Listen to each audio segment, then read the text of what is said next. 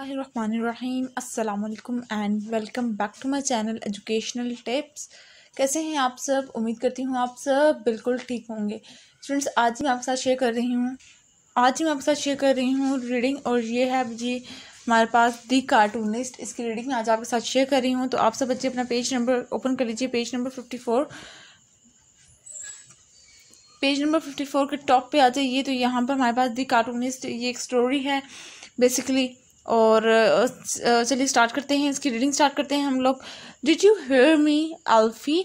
इसके अंदर बेसिकली अल्फी जो क्या है, ये कैरेक्टर है, ठीक है। क्या अल्फी, इसको अल्फी एक बच्चे का नाम है जिसको वो कोई इसको कह रहा है अल्फी को कि क्या तुम मुझे सुन रही हो? अल्फी डिड नॉट आंसर, अल्फी ने जवाब नहीं दिया। She was completely in his own thoughts and etcetera. He was drawing a comic strip called super bird. अब वो उस टाइम, जिस टाइम वो कोई उसको बुला रहा था अल्फी को, तो अल्फी उस टाइम क्या कर रही थी, वो एक कॉमिक स्ट्रिप बना रही थी, एक मज़ाहिया सी ड्राइंग बना रही थी। और उस मज़ाहिया सी ड्राइंग को उसने क्या नाम दिया? उस मज़ाहिया सी ड्राइंग को उसने सुपर बर्ड का नाम दे दिया। In the first square, a man was scattering bird seed from a bag labeled little bird seed. अब पहली पिक्चर के अंदर जो पर्सन है वो एक बैग के अंदर से छोटे जो बर्ड्स नहीं होते, छोटे वाले जो बर्ड्स होते हैं, उनका दाना बैग से निकाल कर दे फेंक रहा था। इन the next square little birds वो गोबलिंग अप द सीड। फिर दूसरे पिक्चर के अंदर देखते हैं कि वो छोटे छोटे जो बर्ड्स हैं, वो जो गोबलिंग का मतलब चुगना, वो अपने खुराक को चुग रहे हैं।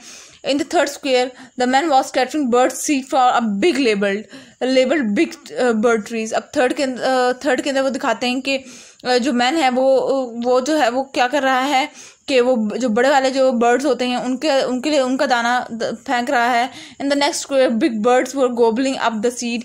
अब फिर दिखाते हैं कि उसके बाद फोर्थ में दिखाते हैं कि जो बड़े बड़े जो बर्ड्स हैं जिनका वो उसमें बाजरा डाला था, अब वो अपना वो खाना वो खुराक चुग रहे हैं। In the fifth square the man was scattering huge lumps of the big label gain bird trees. और सबसे बड़े बर्ड्स के सीड डाल रहा है अब वो person. In the fifth square, the man was scattering huge lumps called gained bird seed. In the last square, a gained bird was gobbling up the little man. और लास्ट में दिखाते हैं कि वो जो इतने बड़े बड़े सीड डाले थे, अब वो जो बड़े बड़े वो जब से गेंद बर्ड आ गया तो उसने अब उसको उस पर्सन को ही वो खाने लगा है इस वाले पिक्चर के अंदर, ठीक है।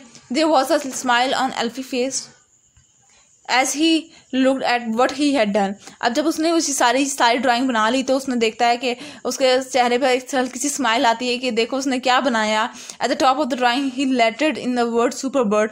और अपने ड्राइंग के टॉप के ऊपर लिखता है कि ये सुपर बर्ड की ड्राइंग है ये। He was going to do 12 of these super comic strip. और वो 12 ऐसी कॉमिक स्ट्रिप्स बनाएगा, 12 ऐसी ड्राइंग बनाएगा मज़ाहिया सी। He decided one of each for each month. और उसने ये भी फैसला कर लिया कि वो हर महीने एक ऐसी ड्राइंग बनाया करेगा, तो साल के अंदर उसकी ये कॉमिक स्ट्रिप्स मुकम्मल हो जाएंगी। He will call it super calendar. और फिर उसको जब वो सारी बन जाएंगी तो उसको वो क्या नाम दे देगा? उसको वो सुपर कैलेंडर का नाम दे देगा। May be he will get it published. और शायद वो फिर अपने सुपर कैलेंडर को पब्लिश भी कर दे, शाया भी कर दे। And later when he learn how he will animated. और शायद वो आहिस्ता तक सीख भी जाए कि वो ऐसे एनिमेटेड चीज़ें बना सकता है। नेक्स्ट पेज पे आ जाइए, पेज नंबर 55 पर। Super bird and make it into film. अब सुपर बर्ड को शायद वो आहिस्ता करके ये भी सीख जाए कि कैसे उसकी एक फिल्म बना सकता है, वो एक एनिमेटेड मूवी बना सकता है सुपर बर्ड की। पर अब he draw something he always saw it in motion. जब भी वो कोई चीज़ ड्रॉ करता था, जब भी वो कोई चीज़ बनाता है, तो वो अल्फी तो वो हमेशा ये सोचता है कि अगर ये मोशन में होती, अगर चलती फिरती होती तो ये कैसे फील होती। अल्फी हिज मॉम कॉल्ड अगेन। अब अल्फी उसकी माँ ने दोबारा उसको कहा, अल्फी super is ready, come down right now. खाना तैयार है, जल्दी नीचे आओ। एल्फी new he was at the foot of the ladder now. Ladder का मतलब होता है सीढ़ी। अब एल्फी को पता था कि उसकी माँ सीढ़ियों पे खड़ी हुई होगी और सीढ़ियों पे खड़ी उसको पुकार रही है। She rattled the ladder as if she was trying to shake him down. और वो ना सीढ़ियों के ऊपर ना पाँव जोर जोर से मार रही होती है ताकि वो एल्फी को जगा सके, उसको कह सके कि मैं आ रही हूँ, नीचे आओ वरना I am coming up there to pull you down from the air if you don't come this minute.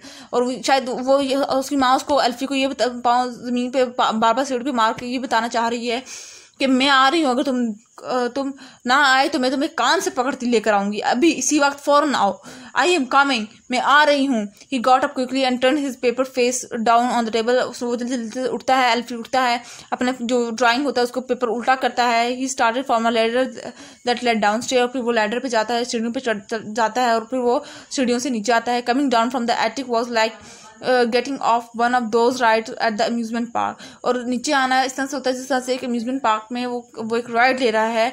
एल्फी thought it left him feeling strange as if he had moved not from one part of the house to another but from one experience to another without time to get his balance।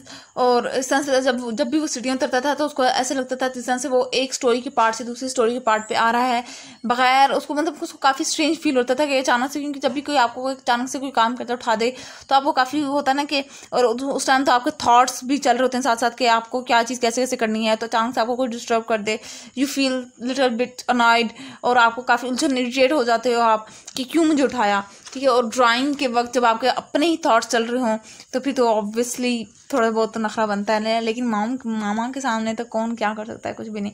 अच्छा, ये था जी the cartoonist की reading. उसके बाद फिर ये देखिए यहाँ पर ये थोड़ा सा ये लिखा हुआ है, ये मैंने आपके साथ शेयर करना था। Elfie likes to escape to his private world into the attic to draw cartoon। एल्फी को ये बात पसंद थी कि वो अपनी हकीकी ज़िंदगी से एक ऐसी ज़िंदगी, एक कार्टून वाली ज़िंदगी में जाए, क्योंकि अगर यहाँ पे देखा जाए ना तो जो रियल लाइफ होती है हमारी वो काफ़ी उसके अंदर टफनेस होती है, उसके अंदर काफ़ी ऊंच नीच होती है। कभी भी किसी की भी लाइफ स्ट्रेट नहीं, किसी की ज़िंदगी स्ट्रेट नहीं जाती, किसी की ज़िंदगी भी स्मूथ नहीं जाती, आपको मुख्तलिफ तरह की हर्डल से फेस होना पड़ता है। He dreams that one day he and his attic will be famous. और वो ये सिर्फ एल्फी ये ख्वाहिश करता है कि एक दिन ऐसा आएगा जिस दिन वो और उसकी ड्राइंग अगर वो पब्लिश करेगा तो वो एक दिन ज़रूर फेमस हो जाएंगी, एक दिन वो उन ड्राइंग्स का ज़रूर उसको वो रिवॉर्ड मिलेगा, वो उसकी थॉट्स का, उसकी थिंकिंग का, उसकी मेहनत का उसको ज़रूर रिवॉर्ड मिलेगा, ठीक है जी। तो ये एक फिक्शन स्टोरी है। तो ये था आज का लेक्चर। आई होप आपको समझ आ गया होगा। अगर आज का लेक्चर आप लोगों को समझ आ गया है तो मेरे चैनल को सब्सक्राइब कर दीजिएगा, वीडियोस को लाइक कर दीजिएगा, और साथ साथ बेल आइकन को प्रेस करना मत भूलिएगा। इससे जी मेरी आने वाली हर लेटेस्ट अपडेट सबसे पहले आप तक पहुंचेगी। मिलती हूँ किसी और वीडियो में। दुआ में याद रखिएगा, अपना ख्याल रखिएगा। अल्लाह हाफिज़।